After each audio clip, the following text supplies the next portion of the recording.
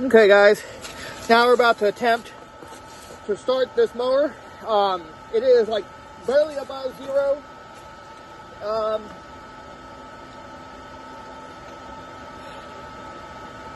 trying to know where that's at. But if it starts, I'd be surprised. And like I said, it's only 10 degrees outside. Okay.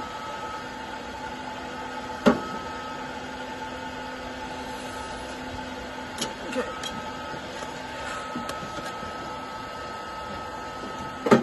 I'm going to try it with the chuck first.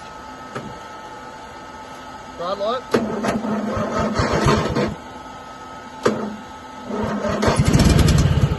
Come on.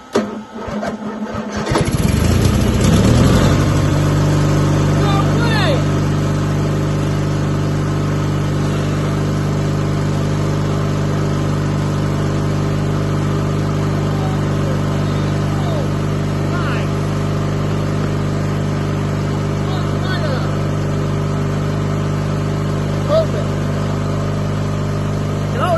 This is starting a cold day, but I cheated.